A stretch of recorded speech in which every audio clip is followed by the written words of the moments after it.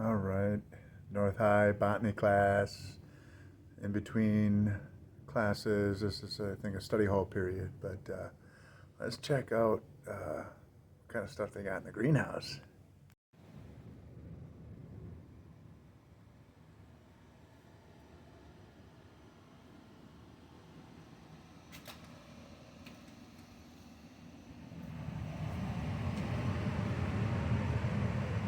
Yeah.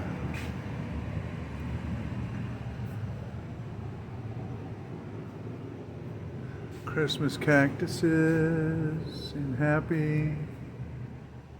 Yeah. Geranium action.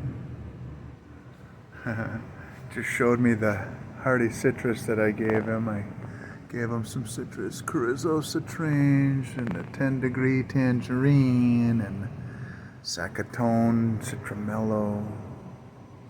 Yeah. And we got the Cuban oregano here. A lot of that. I think he grows a lot of this for plant sale. There's a student plant sale and things that happen. Yeah.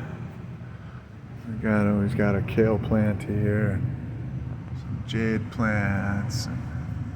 I see a squash blossom. Let's see.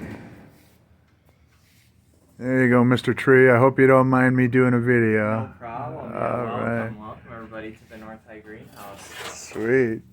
Yeah, it's so lush in here. I mean, you can see outside it's like, cold and frosty, but then coming in here, it's like a little oasis of green goodness.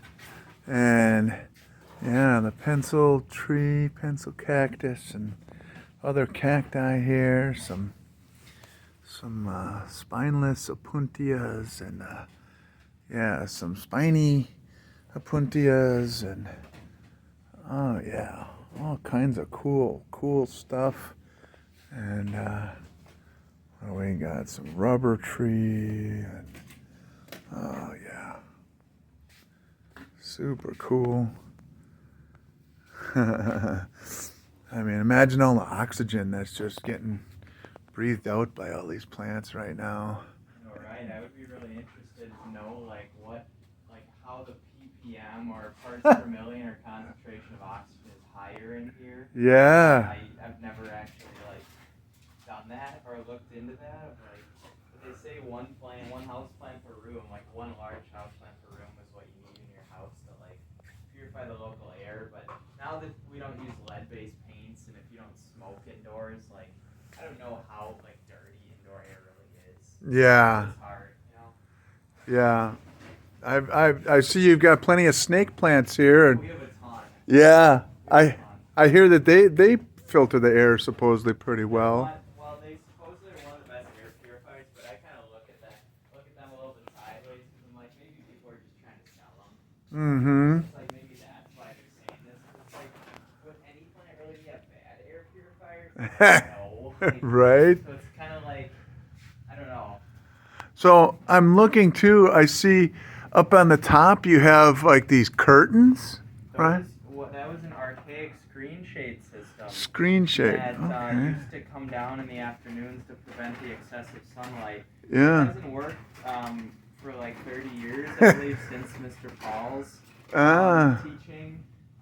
And what Mr. Paul did, or maybe before him, someone, and I question the wisdom of this, they spray painted the inside of the greenhouse to prevent excess light from getting in. Oh. Because I think in reaction to the screen shade system stopping working, their plants were getting burned or whatever. Okay. I don't know what plants they were using, but what they were probably doing is they were putting tropical plants, really kind of sensitive plants with more tender leaves in the sunny part. Sure. I can see how that would be an issue, but I just try to keep only the succulents out there and prevent that issue from happening. Now it looks like there's a heating system in here too, huh? Yeah, so there is a furnace. So that's the cold air intake. So I close off that vent that would otherwise drop cold air. Okay. Pull cold air in. I have to close that off. Okay. Then I put styrofoam over the cold air vents that would just shoot out cold air. Oh, yeah. And then the ones that are the vents that are not covered with styrofoam with like, you know, big Owens Corning foam Yeah. are the heat circulation. And then Okay. the furnace is located over here. Oh. They keep it so it never drops below like 55. Okay, that makes sense. Oh, yeah, here's the furnace right Yeah, here. for sure.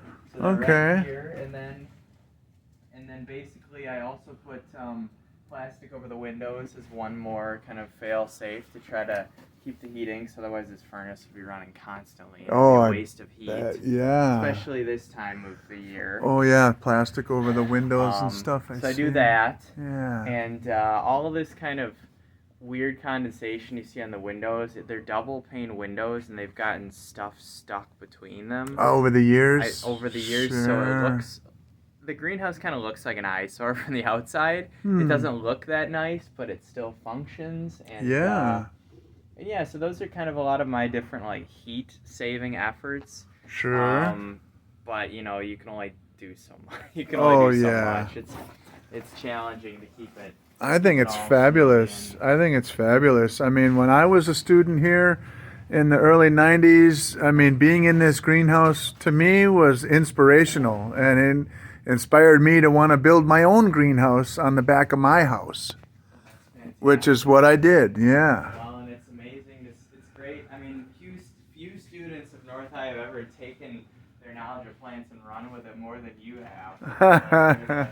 You're the exemplar of like, you know, Yeah. of doing that. And Well, I'm just grateful to be here and share my passion and happy to have you. You know. yeah. So like, how long was it? I mean, you probably always were interested in plants, but how long was it since you graduated North that you began like more seriously, like, you know, taking it on as like a job or creating plant-based services? Yeah, well, so for me, I'm an only child, and so when I, growing up, I had a little shed in the backyard. It was my grandpa built it out of wood. It was called my clubhouse, and so I was always going down to Lake Michigan and collecting rocks and sticks and bones and learning about maybe a plant or something here and there. And of course, once I got into high school, I learned a little more about plants and the natural world. And then I got into my early 20s and got my own home and started doing more gardening. And then eventually I just I had a plant-based business with a partner. And then when that ended in 2015, I transitioned to being solo, self-employed with plant-based services. And I've just continued on that path of working with plants, So it's been a good journey, and I'm glad I can bring it right back around. Oh, my name is Little John. What is going on? Just hanging with the plants,